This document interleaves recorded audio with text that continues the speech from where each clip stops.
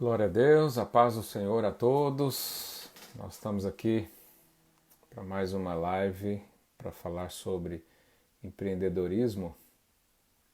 Hoje temos uma participação especial, meu amigo pastor Isaías Sardinha. Vai ser uma bênção.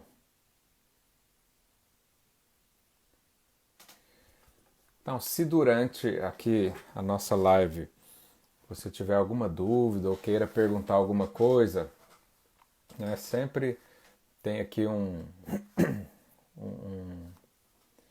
quadradinho com ponto de interrogação, né, e você pode entrar aqui, colocar uma pergunta ou algo do tipo.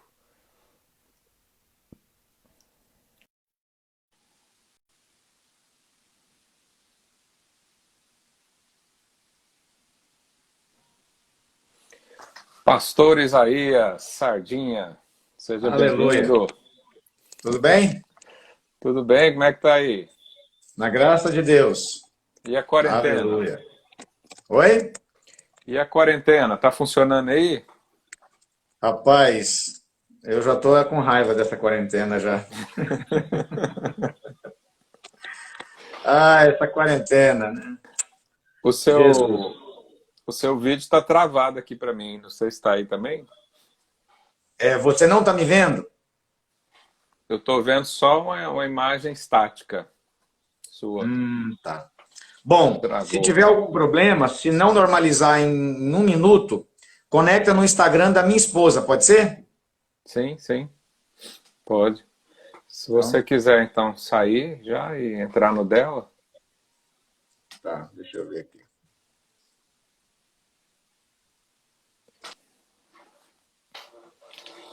Então, tivemos aqui um...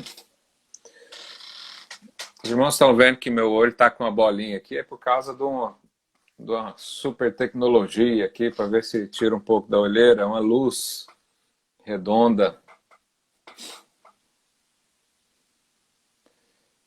Vamos lá.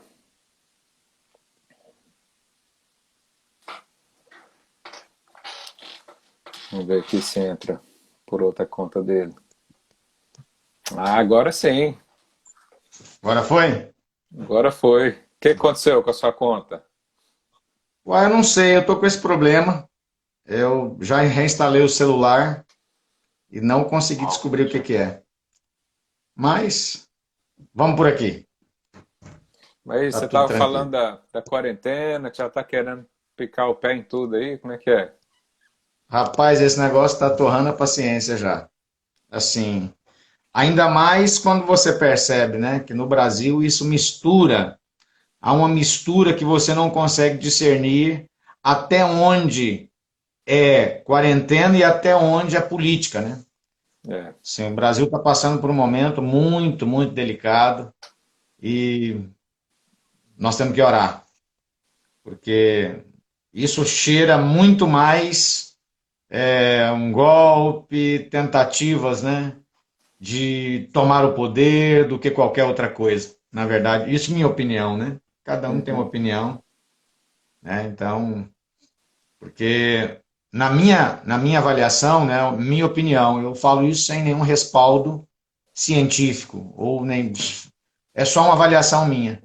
Nós vamos ter com o pós-quarentena, né, com o pós-Covid, assim, um número muitas vezes maior de mortes causados pela crise financeira, pela crise que vem, do que propriamente pela Covid, né?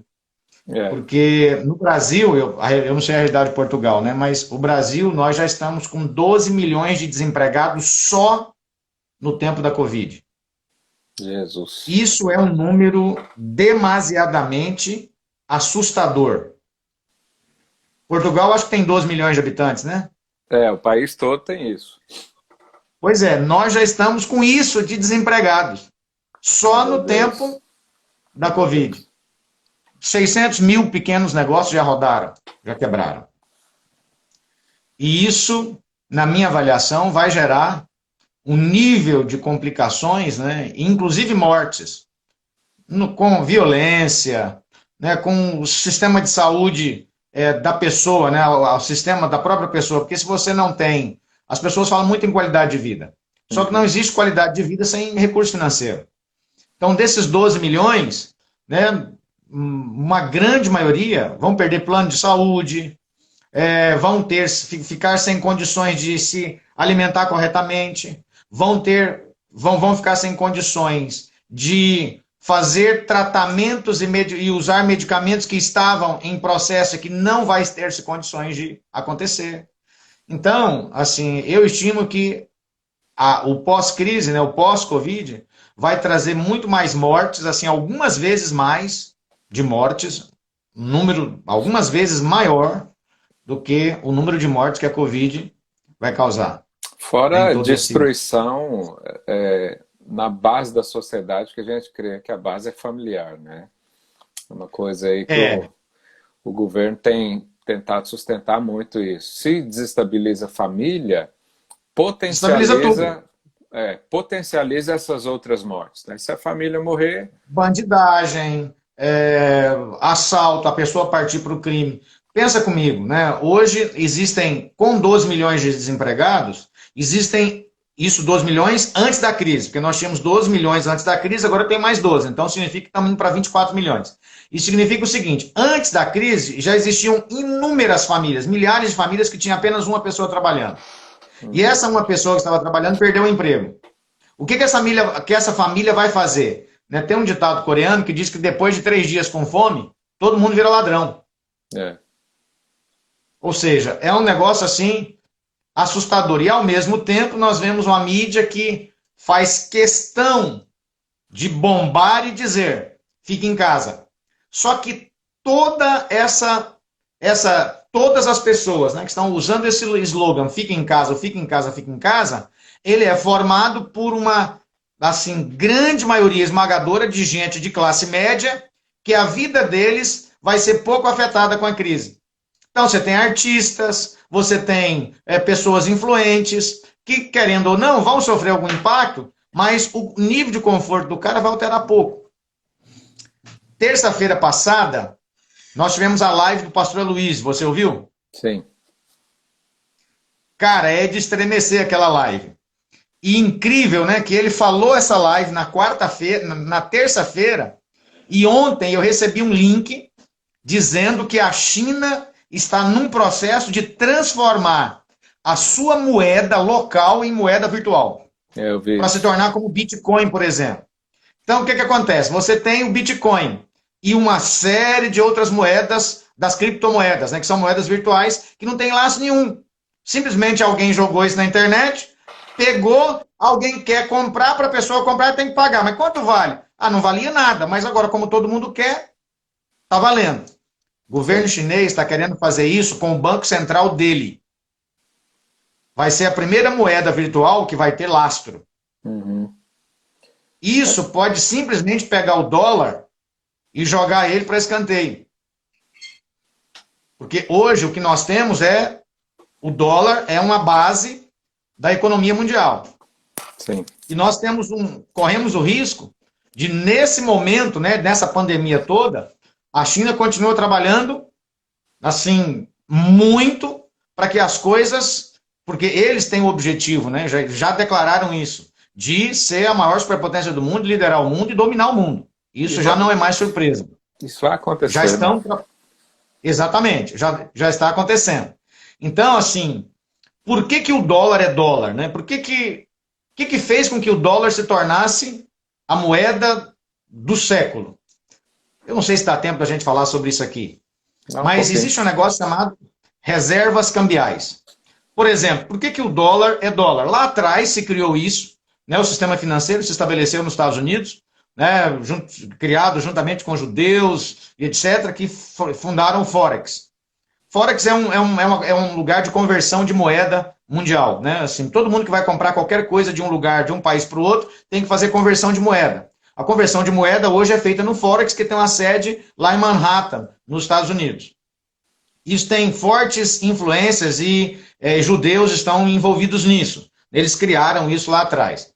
E o que aconteceu? Essa moeda se tornou uma moeda forte e todos os países do mundo quiseram criar reservas cambiais em dólar.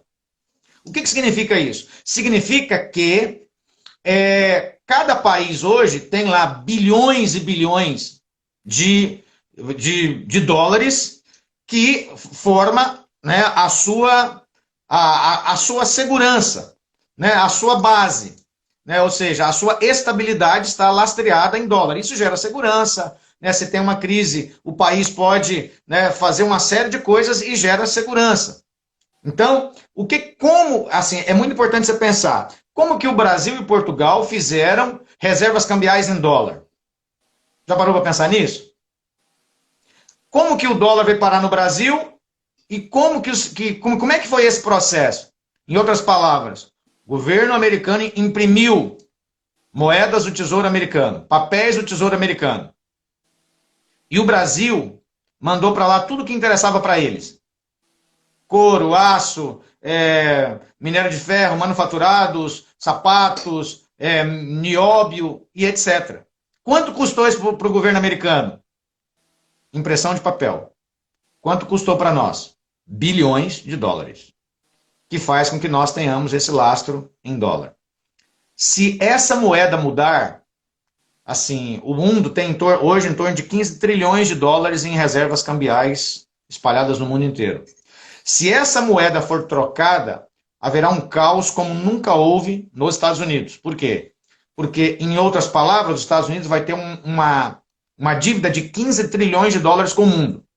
Todo mundo vai falar assim, olha, eu não quero dólar agora. Como eu paguei trocentos bilhões de dólares nesses dólares, então agora eu quero esse dinheiro de volta. Eu preciso que você me mande esse dinheiro de volta. Os Estados Unidos não vai ter como pagar e vai quebrar, inevitavelmente.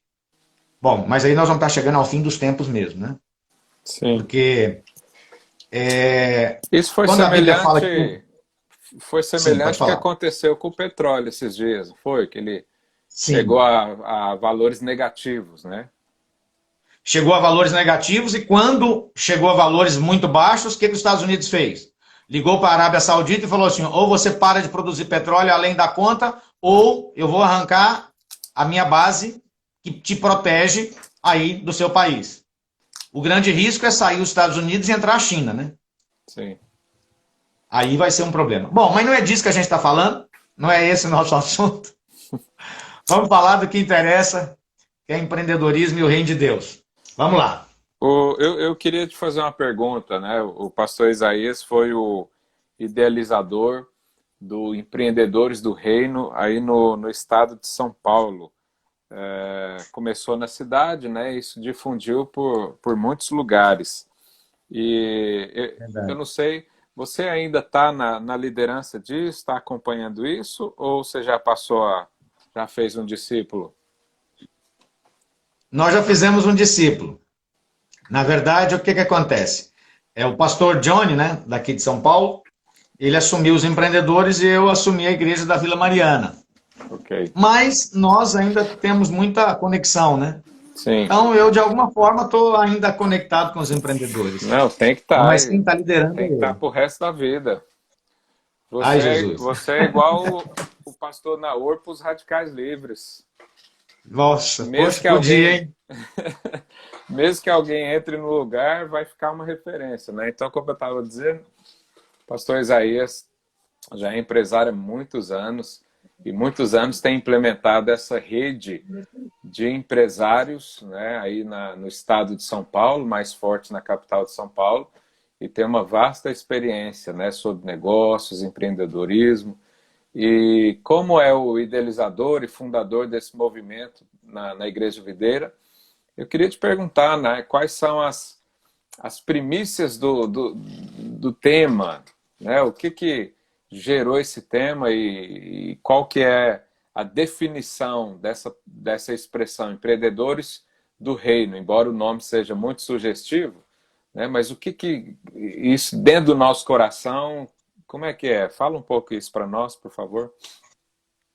Bom, a história dos empreendedores do reino, ela começa em 2014, eu acho, 2013, por aí, quando eu senti de Deus de fazer um evento, um único evento na igreja falando sobre empreendedorismo. E eu achei que seria só um evento. Mas aí, o que aconteceu? Pós esse evento, o presbitério de São Paulo decidiu que a gente deveria dar continuidade.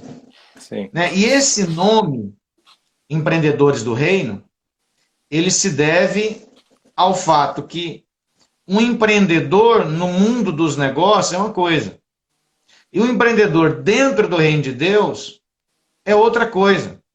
Ele trabalha sobre pilares, né, fundamentos, princípios completamente diferentes. Um empreendedor secular no mundo, ele tem um modus operandi, né, uma forma de trabalhar. Vamos dizer, né, é cobra engolindo cobra. Sim. No reino de Deus, isso muda completamente. Alguém que era empreendedor lá fora, muito poderoso lá fora, e essa pessoa vem para o reino de Deus, eu já vi vários casos em que a pessoa, antes de Deus prosperá-la no reino de Deus, ela quebra. O cara se converte, era muito bem de situação, de repente o negócio cai. Por quê? Porque Deus precisa de destruir fundamentos, porque toda a nossa base de conhecimento, etc., é baseada em experiência. Experiência vai gerando crença, né? Vai gerando convicção, vai gerando modus operandi. Então, a partir do momento que o cara vive uma experiência, ele acha uma forma de resolver aquilo, aquilo entra no modo de aprendizado daquela pessoa. A partir dali, isso vai sendo mesclado no nosso cérebro, né? Vai gerando variáveis, fundamentos, fórmulas e etc. Algumas nem podem ser explicadas, mas elas são aprendidas pelo cérebro humano. E isso é incorporado na nossa forma de ser. Então, quando essa pessoa vem para o reino de Deus, eu não diria que todos, né, mas uma grande maioria deles, o negócio precisa de ser desfeito, às vezes assim, entrar num processo assim quase que falência. Para quê? Para Deus consertar os fundamentos que estão errados. Então, Isso quando a pessoa entra, entra no reino... Sim, pode falar. isso entra naquilo quando Paulo diz, né? Não vos conformai-vos com este século, mas transformai-vos pela renovação da mente. Não é isso? Sim, com certeza. Porque o modus operandi de uma pessoa que está trabalhando, fazendo negócios no mundo, é uma coisa. Quando ele vem para o reino de Deus, a mente precisa ser renovada.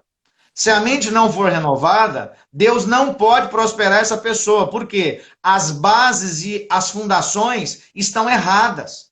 Se as fundações, né, os fundamentos, os princípios estiverem errados, o que vai acontecer? Essa pessoa, embora no reino de Deus, ela vai trabalhar como se estivesse no reino das trevas, usando mesmos princípios, valores e fundamentos. Ou seja, vai dar tudo errado.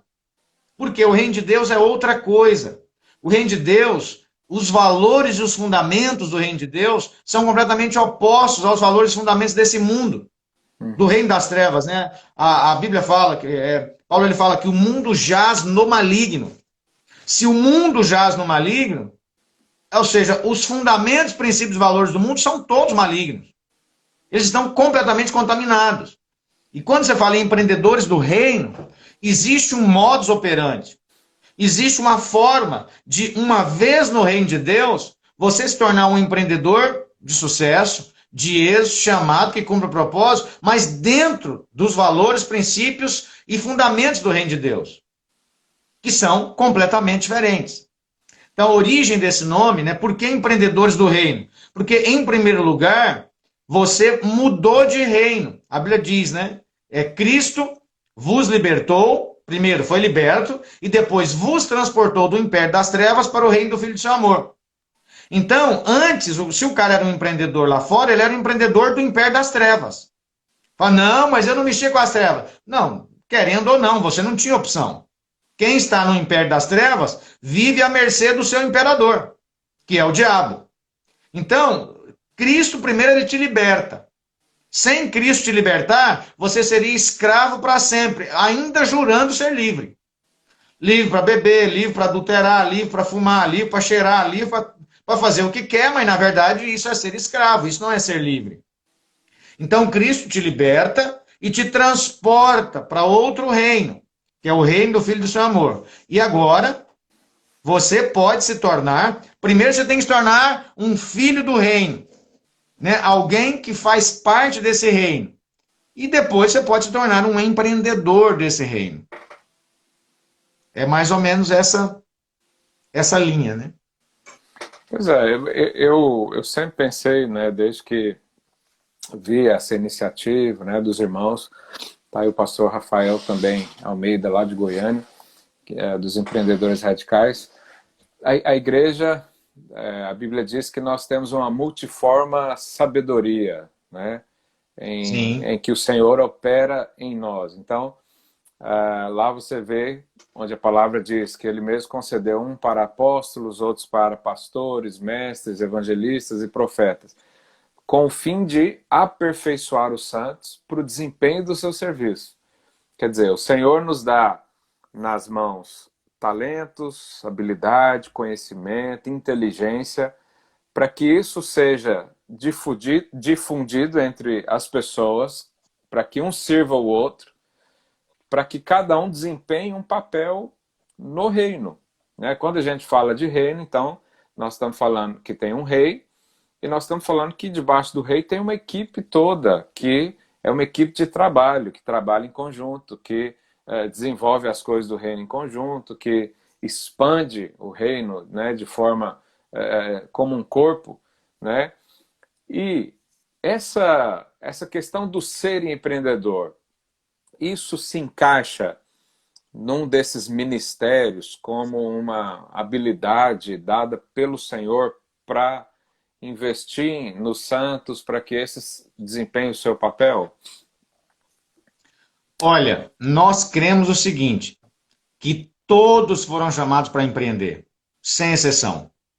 Ah, mas tem aquelas pessoas que não levam jeito, porque A, porque B, porque C. Essas pessoas foram destruídas pelo diabo quando eram do mundo, e agora elas precisam de renovar a sua mente. Por que a pessoa não leva jeito? Porque ela tem baixa autoestima. Por que ela tem baixa autoestima? Porque um dia alguém falou para ela, você é burro, você não vale nada, você é mané, você é tonton da cabeça, você não leva jeito para nada, você é um tchonga.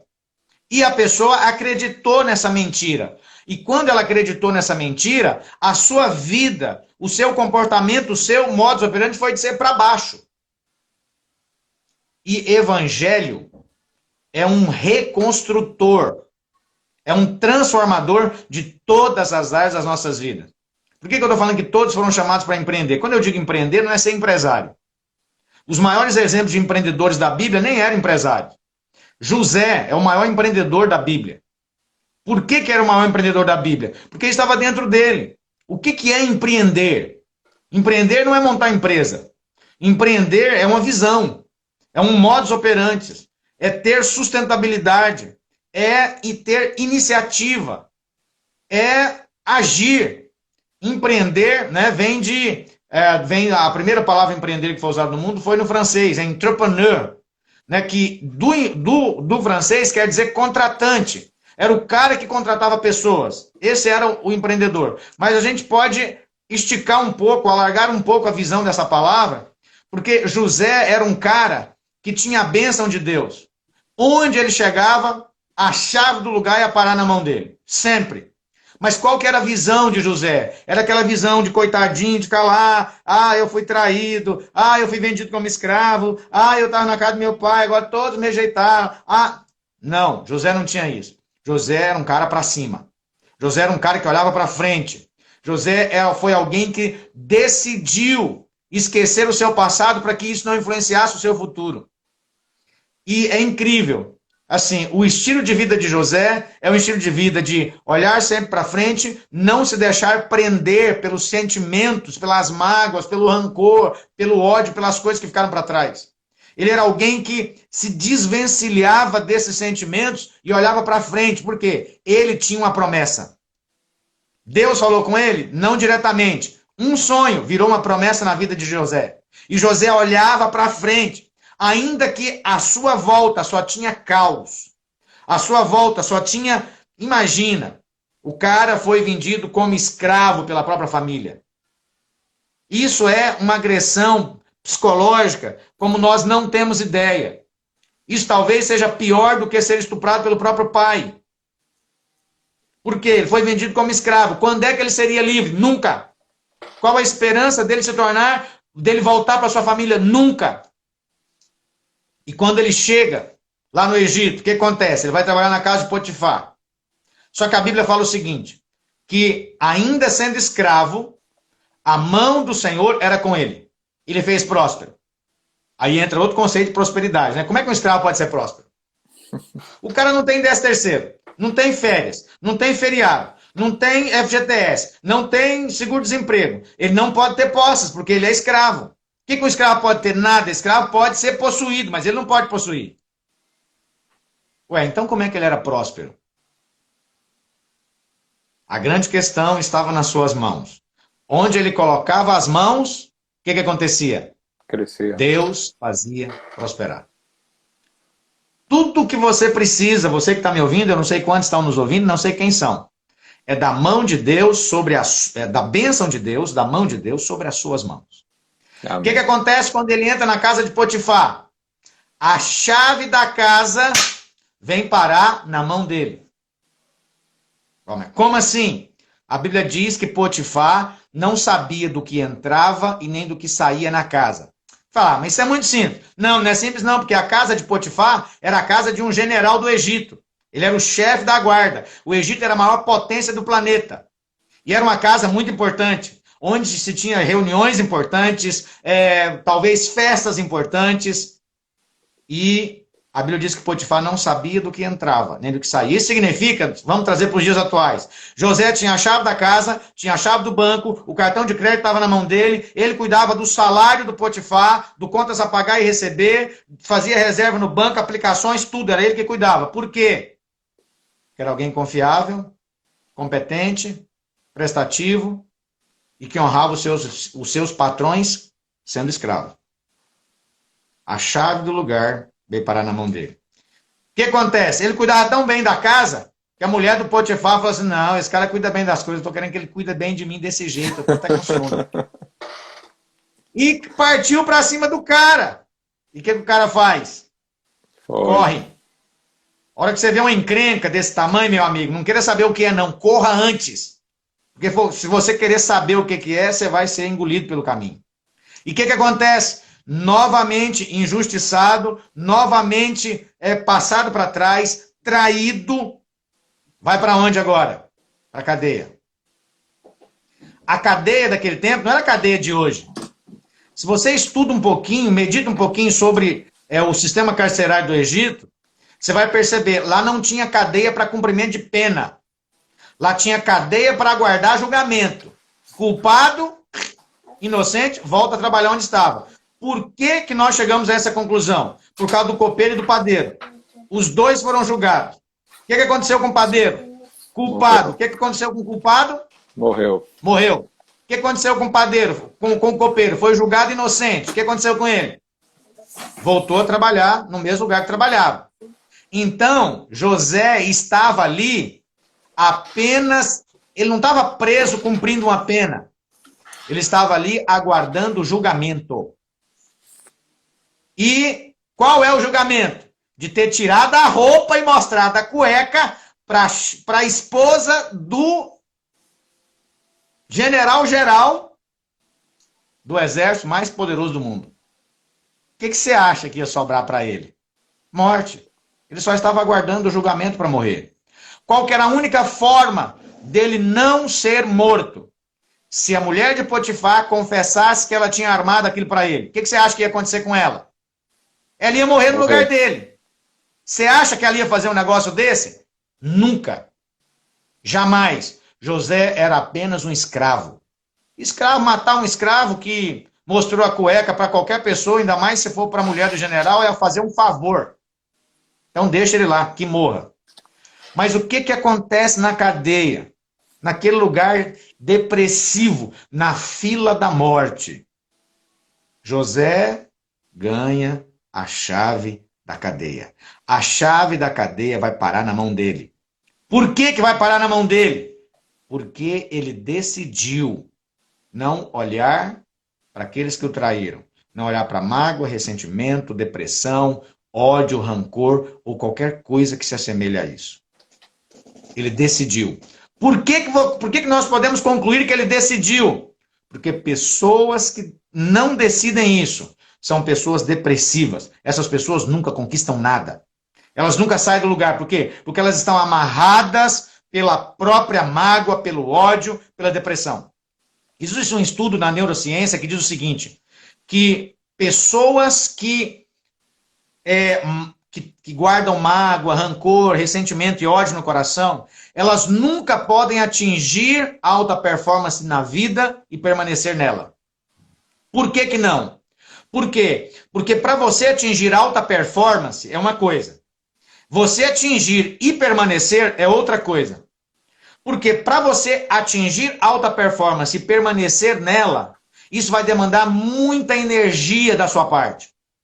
Você tem que ter foco, disciplina, produtividade, tem que ter uma rotina saudável, você tem que colocar toda a sua energia para focar em coisas que dê resultado. A sua meditação tem que estar nisso. Quando a pessoa é magoada, rancorosa, ela odeia, o que acontece? A sua meditação e a sua energia é gasta na meditação errada. Quando ela vai tomar banho, que é um momento de banho, é o quê? Refrigério. É o momento de se refrescar, é o momento de se lavar, é o momento de descansar debaixo do chuveiro. Esse momento é o momento que essa pessoa está meditando na mágoa, meditando na injustiça sofrida, meditando em coisas que nem aconteceram. E isso rouba dela a energia, porque vai roubar o refrigério, vai roubar o descanso, ela já acorda cansada. Ela não tem condições de se concentrar no trabalho que tem que fazer, nos estudos que tem que fazer, por quê? Porque a meditação dela é a morte. Então, como que nós concluímos que José venceu isso? Porque para José receber as chaves da cadeia, ele estava antenado. Ele estava de olho nos processos. Ele estava ali pronto para servir. E chegou um momento que o carcereiro concluiu, esse cara é melhor do que eu. Eu vou dar a chave para ele controlar essa cadeia. Onde que um cara que está praticamente condenado à morte, à prisão perpétua, alguém vai dar a chave da cadeia para ele? Por que José recebeu a chave da cadeia? Confiável. Alguém de bom caráter. Alguém sincero, honesto, prestativo. Alguém que sempre estava à disposição. Alguém que servia. E qual que é o próximo passo? Quando ele chega diante de Faraó. Acontece algo assim que nunca aconteceu antes? Só aconteceu aquilo que sempre aconteceu antes. O que aconteceu antes? Onde ele chegava, a chave do lugar ia parar na mão dele. O que acontece quando ele chega diante de Potifar? Diante de Faraó. Faraó, eu imagino, deve ter umas viagens muito... Sei não. Faraó deve ter olhado para ele, cara... Que bom que você chegou, detesto pobre. Tem um monte de pobre querendo me pedir as coisas todo dia. Ah, que horror. Povo sujo, nojento, pedindo, tudo querendo falar comigo. Ainda bem que você chegou. Tá aqui a chave do país. Controla. Você é o cara. E Faraó assina um decreto e diz o seguinte, a partir de hoje, ninguém levanta o pé nesse país. E nem abaixa o pé. Ninguém nem pode andar, nem sair do lugar, se você não autorizar. Uau. Ou seja, o que Deus falou lá quando ele era escravo? A bênção do Senhor era com ele. Você acha que a situação que você está hoje, né, com coronavírus, negócio em queda, empresas quebrando, é diferente? É pior do que a situação de José? Não, não é não. O que você precisa é da bênção do Deus Todo-Poderoso sobre você. Onde você chegar, se a bênção do Senhor estiver com você, não tem para ninguém. A chave do lugar vai parar na sua mão. Deixa eu te fazer uma pergunta. Quais são as chaves que você está precisando? Deus é o dono de todas elas. A principal chave que existe no universo. Principal do universo?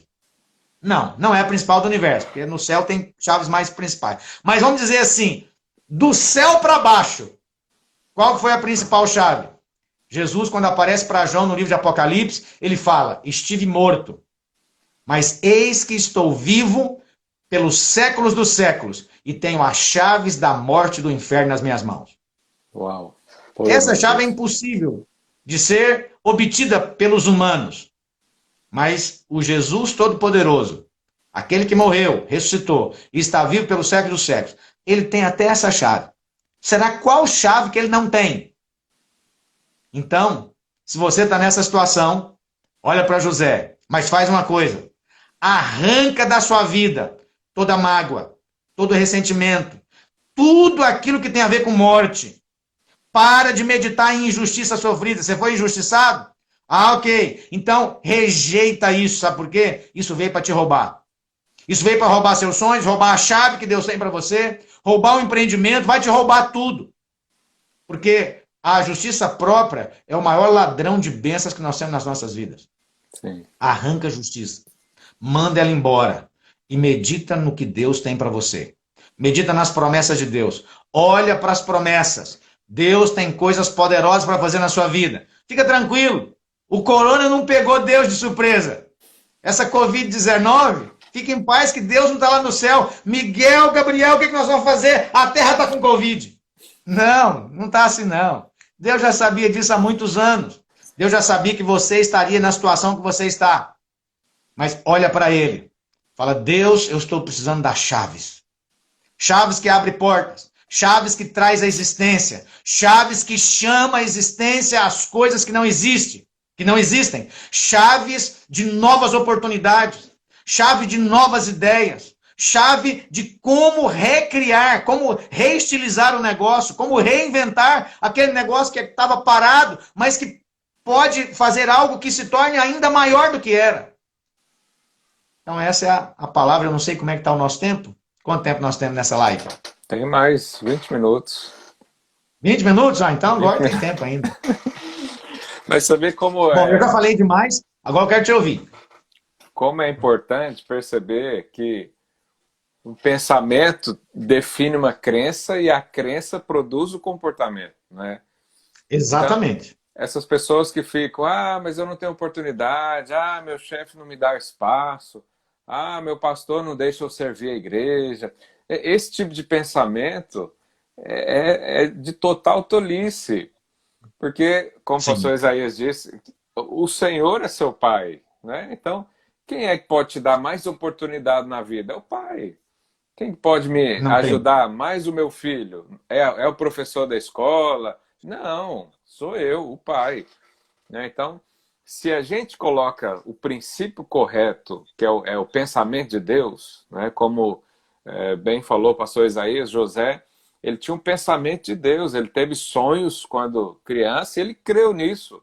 Né? Possivelmente ele teve uma base de comunhão com Deus muito sólida, né? À vista do pai, do avô. Para permanecer no tempo ruim, né? E quando ele ouviu o sonho, ele falou, bom, é agora, Deus está aqui selando o meu futuro. Então, uma coisa que eu estava meditando aqui na hora que você falou, todo cristão, todo, sem exceção, ele tem o desejo de prosperar. E não é ganância, é algo natural de alguém que tem um DNA ou um ADN, como diz aqui em Portugal, de Deus. Isso é absolutamente normal. Então, isso vai de encontro com o que José teve, que são os sonhos, são os flashes que passam na nossa mente, são os insights, né, como a gente tem falado aqui nas lives, para empreendedorismo. Isso não vem à toa à sua mente, porque isso já é Deus colocando pensamentos de prosperidade na sua vida. E quando você entende que isso é de Deus e que essa é a base sólida, essa é a vida que Deus tem para você, aí você gera uma crença correta, e aí com a crença correta, os seus comportamentos então se tornam frutos, né, daquilo que Deus coloca na sua mente. Agora, se a gente fica com aquele pensamento assistencialista de que alguém tem que me ajudar para eu crescer, não, eu preciso só de uma oportunidade. É bonito, né, pastor Isaías, quando a gente vê as pessoas, ao falarem sobre empregos, né, e é até um clichê para fazer um bom currículo, é você falar que você precisa apenas de uma oportunidade. Sendo que, na verdade, Deus abre portas onde o homem nem sabe que existe. Verdade. Então, agora, no coronavírus, está tudo parado. De repente, você tem alguns pensamentos aí que nem são racionais no mundo empresarial. né? As boas ideias não são racionais, elas são aleatórias e simplesmente surgem no seu coração. Se fossem racionais, era consequência aí de uma inteligência, era consequência de um vasto conhecimento, mas não é. Deus pega gente simples, né? E como era José, e leva para onde ele quer. Basta Exatamente. confiar e crer nisso, né? Sim. É interessante você ter falado que todo cristão é empreendedor, eu creio nisso. Não sei se eu aprendi isso com você também, porque o pastor Isaías foi um dos chefes que eu tive na vida também, trabalhei na empresa dele. Ele foi um dos loucos que confiou alguma coisa nas minhas mãos. Ele foi E, embora porque ele quis, não foi porque eu demiti ele. pois é, e aprendi muita Não queria que coisa. ele fosse embora, e ele foi. Aprendi muita coisa com esse homem, mesmo depois, né, na igreja ali, na igreja local onde a gente serviu juntos. Então, também creio piamente que todo cristão pode ser dono do seu próprio negócio. Isso vai, Amém. isso vai facilitar na sua família, porque você vai ter mais tempo com a sua esposa, com seus filhos, você vai ter mais conforto. Isso vai facilitar o seu ministério, porque você foi chamado para servir a Deus. Mas muita gente não serve a Deus porque perde tempo demais com o trabalho. Então, quem perde tempo demais com o trabalho, não tem tempo para servir a Deus para edificar outra coisa. Ele é escravo ali daquele tempo, né? Embora é livre, é escravo, porque ele tem que trocar o trabalho dele pelo dinheiro. Então, esse pensamento, ele só de você meditar nisso, né, o seu horizonte empreendedor já se abre totalmente. Você já começa a ver oportunidades que não tem, né, não existem normalmente. Mas como é que uma pessoa pode identificar o início ou os caminhos aí para ser empreendedor? Bom, primeira coisa, você precisa de estar dentro do propósito de Deus. Se você quer algo da parte de Deus, você precisa estar dentro do propósito dele. Dentro do propósito de Deus, você tem tudo o que você precisa. Eu quero recomendar que você leia um livro. E olha só que interessante, Felipe. Eu não sei se você sabe disso, Pastor Felipe. Na semana que nós fizemos o primeiro evento de empreendedores aqui em São Paulo, o seu pai estava escrevendo um livro. Você lembra qual livro era? Acho que não, né? Prosperidade, maneira de Deus, não era? Exatamente. O seu pai, eu lembro, a gente fez uma semana, né, o evento, todos os dias à noite. Eu lembro que ele descia lá, dava uma olhadinha e falava, vou terminar de escrever o livro. E era assim, durante a semana. E algo assim muito, muito interessante, que eu nunca tinha visto antes. O seu pai, ele faz uma comparação assim, muito poderosa. Né? Ele compara, né, ele fala o seguinte, que das famílias que entraram na Terra Prometida, as tribos, etc. e tal, não existiam escravos. Uhum. Apenas existiam duas classes de pessoas ali. Eram os donos da terra e os sacerdotes. Futuramente, quando alguém não administrava a terra como devia, a pessoa entrava em dívidas e etc., ela se tornava escravo. Escravo, na grande maioria das vezes, era escravo por dívida. Por que alguém entrava e se tornava escravo? Porque ele não administrava corretamente aquilo que Deus havia dado. Mas essa pessoa, a cada, acho que 49 anos, né, que era o ano do jubileu, a cada 50 anos, né, a cada 49 anos tinha o ano do jubileu. Ela podia deixar de ser escravo. Né? Então, e ela ainda tinha uma segunda chance, embora que poderia ser muito tempo depois. A terra voltava a ser dela, mas depois de muito tempo, todos os escravos eram liberados e assim por diante. Mas aí ele fala, né, que então, vamos analisar. Dentro do propósito de Deus, havia somente, Deus criou e ele gostaria que fossem duas classes. Os sacerdotes, levitas, que eram a tribo de Levi, que cuidava das coisas de Deus, eram exclusivos, não trabalhavam, não plantavam, não faziam nada a não ser as coisas de Deus. Os donos da terra, que eram as outras 11 tribos, e também tinham os escravos. Trazendo para o nosso tempo hoje, né, você tinha lá levitas, cuida exclusivamente das coisas de Deus. Donos da terra, os que administram a terra. Escravos, quem são os escravos? São aqueles que perderam a capacidade de administrar e agora eles vão trocar o seu trabalho por roupa e comida e moradia. Nada mais, é tudo que eles vão ter. Aí, trazendo para os dias atuais, como é que nós ficamos? Ainda existem os levitas e sacerdotes. Isso aponta para quem? Para aqueles que vivem exclusivamente para a obra de Deus. Trazendo os donos da terra. Aponta para quem? Aponta para os empresários que são donos dos seus negócios, que definem o que é feito, que são donos do seu tempo e assim por diante. E os escravos apontam para quem? Apontam para aqueles que trocam o seu trabalho apenas por comida, roupa e moradia. Isso foi uma pancada do livro que seu pai escreveu.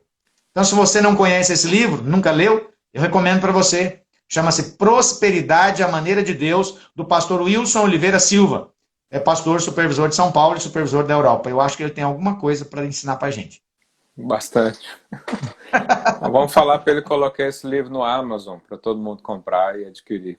Sim, seria uma boa. Se não está ainda, deveria estar. Tem bastante gente pedindo. Tem bastante gente pedindo. A minha esposa está acompanhando a live. Está falando que tem bastante gente pedindo onde que encontra o livro. Bom, se você está no Brasil, pastor Wilson, procura, né, entra em contato, né, na Igreja Videira. Se você está na Europa, pastor Felipe é filho do pastor Wilson, então está muito fácil, é só você falar para ele, fala para o seu pai trazer um para mim, etc. E outra coisa, se você não sabe, pastor Wilson já tem livros escritos em 5 idiomas. Uau. Ficou com inveja, né? Eu também. Falando nisso, tem o seu livro também, Empreendedores do Reino, que você escreveu quando iniciou, né? Isso tem no Amazon também ou não? Ainda não está no Amazon, mas a gente está providenciando para que esteja. Atualmente nós estamos com 3 livros dos empreendedores. O Despertando Iniciativas Empreendedoras, que é o primeiro, o Consolidação de Empresas, que é o segundo volume, e tem o livro das Mulheres Empreendedoras, a Maneira de Deus, que é um livro escrito para as mulheres, que a minha esposa, juntamente com a equipe dela, que escreveu. Normalmente ele vende mais do que os outros 2. Amém, que bênção. Pois é sempre bom a gente ter um material de referência, né? Como o pastor Isaías disse, nós temos muita referência de empreendedorismo lá fora. Mas verdade. Os princípios que estão por trás, nem sempre, eu digo nem sempre porque tem muito princípio lá fora que é bíblico, só que ele é descaracterizado, né? Parece coisa de homem, alguém acha que é invenção. Mas o coach roubou muitos da Bíblia e colocou como se fossem deles. Pois é, você sabe que esses dias eu fiz um post, uma irmã falou assim, eu falei a palavra corporativo, ela falou, mas corporativo me lembra muito empresa. Eu falei para ela, minha irmã, a empresa que lembra a igreja, uma empresa que dá certo é a empresa que funciona igual a igreja. Você pode ver todas as multinacionais aí que explodiram, ela só explodiu porque ela parece muito com a igreja. Parece muito. Né? Então, são princípios e são pensamento inverso. A igreja está parecendo empresa. Não. Você pega o livro empresarial aí, você vai ver a Bíblia lá camuflada de conhecimento humano. Não é isso? Exatamente. Eu já escutei muito isso, né? Quando alguém fala isso para mim, fala, mas essa igreja está parecendo empresa. Eu falo, não. É o contrário. É a minha empresa que se parece com a igreja. Porque eu peguei a minha empresa, coloquei os princípios da igreja lá dentro e funcionaram. Uma loucura. As pessoas nem imaginam. Né? Como é que eu me tornei empreendedor? Eu era alguém sem eira nem beira, não tinha cultura nenhuma de família, de empreendedorismo, de nada. O que eu fiz? O que eu via na igreja eu levava para a empresa. Mas como assim? Era simples. Eu chegava na reunião de discipulado, aí estava lá o pastor, irmãos, nós temos um alvo, nós temos uma meta, nós temos uma visão, temos um sonho, temos que ganhar almas. A nossa meta esse semestre é ganhar tantos % de aumento. Aí eu chegava na empresa e falava, irmãos não, pessoal, vamos reunir aqui um pouquinho. Falava, olha, nós temos um alvo, nós temos uma meta, nós temos um sonho, nós temos que crescer tantos %. E aí todo mundo, então vamos. Aí eu falo, o que vai falar na próxima reunião de discipulado? Eu tenho que fazer a minha. Não, o Felipe, quando foi trabalhar com a gente, ele queria fazer isso, né? A minha esposa está falando que você, quando foi trabalhar com a gente, você levou muito dessas coisas, né? Aquilo que você aprendeu na igreja, você levou quis levar para a empresa, e é o correto. Não, eu só tinha conhecimento de igreja. Aí. Imagina, eu Pois é. fiz lá a faculdade, 4, 5 anos de administração de empresas. Tudo que eles falavam lá, eu lembrava de uma história bíblica. Ah, isso aconteceu com José. Ah, isso aconteceu com Davi. Até os erros de personagens bíblicos são hoje erros evidenciados no mundo corporativo para você não fazer. Então, o que Saul Sim. fez com Samuel, Ah, isso é um erro clássico que as pessoas no mundo ensinam, mas não falam da Bíblia, obviamente, né? Mas graças a Deus a gente tem aí boas referências de homens que vão nos ensinar a ter um pensamento correto, uma crença correta e vão ter consequências aí em nome do Senhor Jesus. Mas o empreendedor do reino, qual que é a função dele na igreja local? eu acredito que um empreendedor, pelo fato de ser empreendedor, ele tem mais condições de ser líder, de ser discipulador, do que uma pessoa que tem um horário a cumprir. Por quê? Porque o empreendedor ele tem condições de fazer a sua agenda. Ele tem condições de... às vezes as pessoas falam, eu sou empresário, eu não tenho tempo. Não, é o contrário. Quem não tem muito tempo, normalmente é o funcionário que tem que trabalhar muito, que não tem flexibilidade nas horas dele e assim por diante. Dentro do reino de Deus, o empreendedor, ou seja, além dele ser alguém que cumpre o propósito, cumpre o chamado, se torna líder, trabalha para o reino crescer em todas as instâncias, de uma forma assim que eu considero que ela precisa de ser mais intensa do que aqueles que não são, ele ainda tem recursos financeiros para abençoar a obra de Deus, né? E outra, quando você tem o compromisso de abençoar a igreja, Deus vai abençoar mais o seu negócio. Por quê? Porque vamos imaginar que Deus queira abençoar a igreja. Isso é uma verdade ou não? Deus quer ou não quer abençoar a igreja? Com certeza. Quer. Deus quer ou não quer que a obra missionária cresça? Quer. Deus quer ou não quer que a igreja se torne uma igreja de excelência nos kids, nos radicais livres e em todas as áreas? Quer. Para isso precisa de recursos. Então, se Deus quer dar um prédio próprio para a igreja, e esse prédio custa lá, sei lá, né, o quê? 500 mil euros, só um exemplo. Quanto custa um prédio razoável aí em Portugal? Para a igreja, uns 700 a 900 mil euros. 1 milhão. Colocar 1 milhão de euros, né? E aí você ainda tem uma grana para fazer uma reforma, alguma coisa assim. Vamos imaginar que Deus tem esse propósito. Quem que você acha que Deus vai abençoar? Para poder esse dinheiro chegar até a igreja. Deus vai abençoar aqueles que têm compromisso com Ele. Os que não Deus vai repetem, abençoar né? aqueles que... Sim.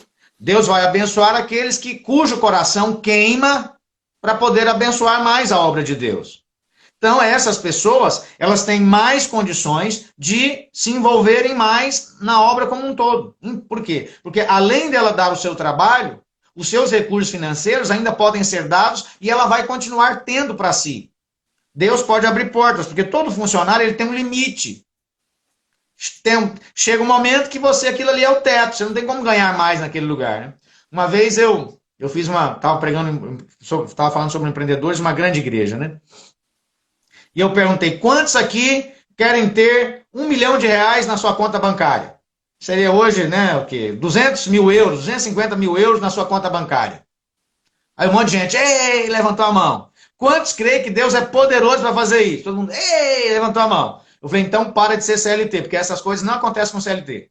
Com certeza. O que é CLT? CLT é a pessoa que trabalha com carteira assinada. Isso vai acontecer, com empreendedores.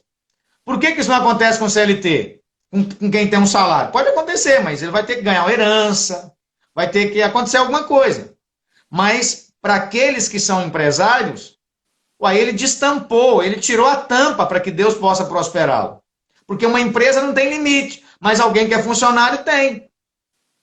Então, quando você deixa de ser um funcionário para se tornar um empreendedor, você praticamente está tirando a tampa para que Deus te abençoe. Óbvio que Deus não é limitado. Deus pode te abençoar no lugar que você estiver. Agora, tem que estar atento, porque às vezes Deus quer te abençoar, te prosperar muito, mas não é no lugar onde você está. Aí vai ter que, para ver o milagre, tem que pôr o pé na água. Não, eu volto a dizer que eu penso que Deus gera esses desejos no coração das pessoas, que é o desejo de crescer e principalmente de investir na igreja. Né? Eu tenho alguns irmãos que sempre vêm compartilhar comigo, né? Olha, pastor, eu tenho muito desejo de ganhar bem, para a gente comprar um prédio melhor, para a gente ter uma estrutura melhor. Esse tipo de sentimento, ele é um sentimento de Deus. Ele não é um sentimento Sim. egoísta, né? Aquele cara que pensa só no dinheiro. Eu sempre falo para as pessoas, se você ama o dinheiro, Deus jamais vai colocar dinheiro na sua mão. Ele vai te dar só um maná ali diário, para você É receber um verdade. pouquinho de cada dia. Porque se o dinheiro controla a sua vida, como é que Deus vai, então, amplificar algo que vai te levar à morte, que vai te levar ao Uau. distanciamento do propósito, que vai te levar a perder tempo? Então, Deus não faz isso de jeito nenhum, né? Então, essa questão mesmo de olhar para o reino como algo de investimento, né? Se você quer ser empreendedor, né? Pelo menos aqui no nosso caso, empreendedor do reino, essa é a primeira coisa que você precisa mudar na sua mente, né? Eu Com sou certeza. levantado por Deus para sustentar a sua obra. E Amém. quem não retém é o que mais cresce, né? Quem retém. Se um cara está hoje preocupado se vai ter o pão de amanhã, ele está longe de ser empreendedor. Empreendedor é aquele que ele não está enxergando amanhã, né? Ele está enxergando o ano que vem. Ele tem fé para o ano Com todo, certeza. né? Ele tem fé de que as coisas na vida dele já aconteceram e agora ele só vai colocar em prática aquilo que Deus já ordenou lá em cima. Então, Deus já ordenou que eu e você fôssemos abençoados, né? Então, quem crê nisso, ele acorda todo dia. Hoje eu vou ser abençoado. Não é o contrário, né? Hoje será que vai ter leite para as crianças, né? Que em casa consome muito leite, mais de 1 litro por dia. Será 4 que vai filhos, né? ter 4 filhos? Eu sou empreendedor, viu, pastor Isaías? Pastor numa igreja que não pode reunir. É, mas Jesus. nós estamos chegando aqui já ao final da nossa live. Com certeza o pastor Isaías vai ser convidado mais vezes, porque, como vocês viram, tem muita unção aí para ser destilada com o tempo aí para nós e até onde o Senhor permitir, todo domingo à tarde vamos fazer isso aqui, né? Mas muito obrigado, pastor Isaías, pelo seu encargo, pelo aceite aí do nosso pedido. Se você tem alguma pergunta, não vai dar tempo dele responder mais, mas fica para a próxima, né? O nosso intuito é lançar sementes, lançar verdades que Amém. vão produzir uma realidade na sua vida, né, enquanto empreendedor. E, como diz o... Você sabe que o maior... Eu sou coach também, né? Fiz alguma formação nisso. O maior princípio do coach, eu vou falar, os irmãos me perdoem a expressão, é tira a bunda da cadeira. Então, levanta e vai fazer, porque Deus colocou sonhos, Deus colocou talentos, né? E nós só estamos aqui para empurrar você, em nome de Jesus. Últimas Amém. considerações, pastor Isaías. Muito obrigado pelo convite. Muito obrigado a todos os irmãos que estão nos ouvindo. É um prazer estar por aqui. Precisando da gente, eu estou à sua inteira disposição. Amém. Então, obrigado mais uma vez. E depois vamos fazer uma live aí sobre casamento, que a live que você fez de casamento bombou, foi um sucesso. Todo mundo Ah, é? gostou. Eu acho que vocês tinham que Que fazer toda bom. semana isso aí para a gente ir acompanhando. A gente está fazendo. Essa live virou um curso de casais. Está acontecendo todas as sextas aqui no Brasil, às 20 horas. Ah, toda sexta? Manda o convite aí que eu vou divulgar aqui para os irmãos. Tá bom. Tranquilo. Então tá bom. Um grande abraço para vocês. Tá joia. Amém. Obrigado. Amém. Aleluia. Então Deus abençoe você e até o próximo domingo. Ok? Tenha uma semana abençoada em nome de Jesus. Essa live aqui já vai encerrar. Se você tiver alguma pergunta e queira nos enviar em direto para mim ou pastor Isaías, fique à vontade. Você tem nossos contatos na